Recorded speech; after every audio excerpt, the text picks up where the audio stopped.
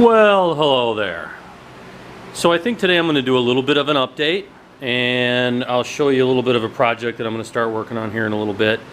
So I think since the last time I've put in a windshield, which not quite done, but it's close. It's 3 sheets of 1/8-inch plexiglass out of the dumpster that I've riveted together and then put in the frame. And we'll probably paint the frame later on. We're not going to worry about paint just yet. I did get a different set of rims and tires.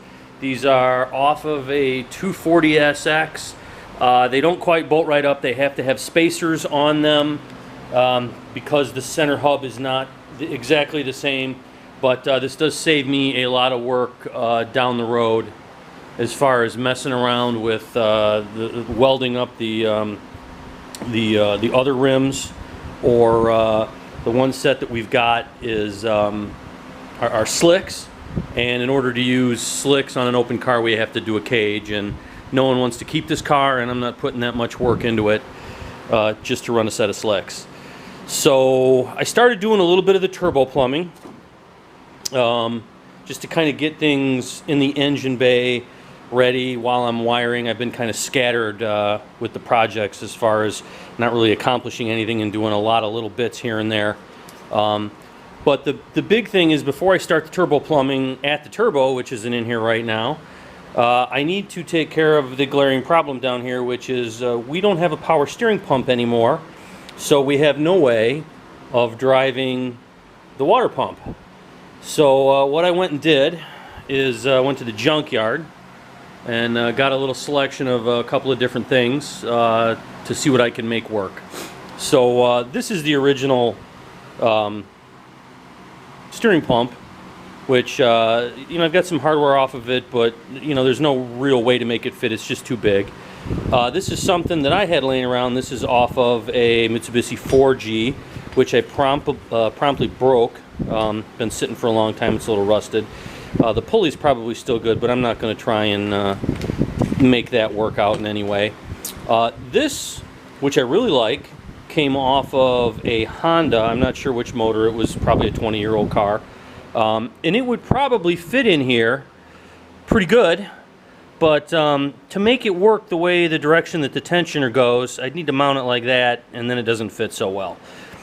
So what I do have is this was off of a Toyota, another about a 20-year-old car, and it just sandwiches itself right in between here in a track. It's pretty easy, I think, to mount something up here like that, so it slides in and out and puts tension on this.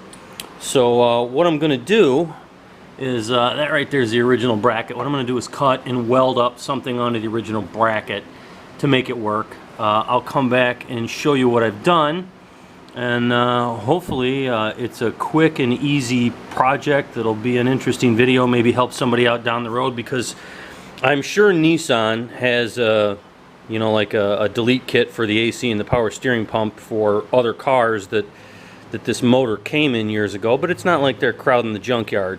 So finding one would probably be an eBay purchase, and it's not something that I'm going to invest my time and money in. I think this was about $6. So for $6 and some scrap, I'm sure I can come up with something.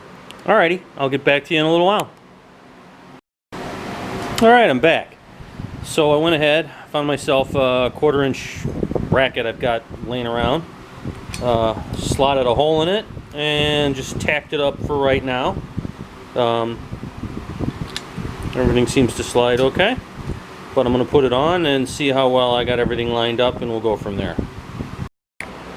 Alright, so we got it in there. It slides. It doesn't seem to interfere with anything. I am slightly off, so I'm definitely going to have to bump it out with a washer or two.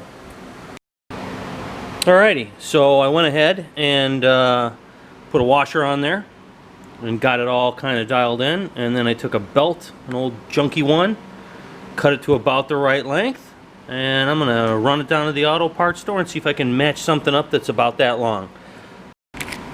Alright, so all done. That's what we've got going on now.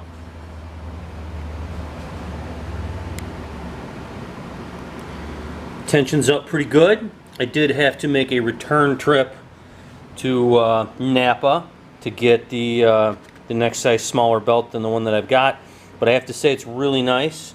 Gates and Napa put the sizes right on the back of their packaging so that it's really easy to find what you want. So it's why I like using those guys, real professional.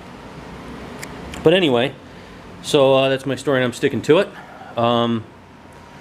I don't know, I'll keep you guys updated. I think I'm going to start here in on the turbo shortly and start the plumbing and get an oil line run and a few other things. And we'll come back to that later on. So I hope this has motivated you to get out and do something on your challenge car. Hopefully we still have the challenge this year. I don't see why we wouldn't, guys. Come on. But good luck, and I'll talk to you later.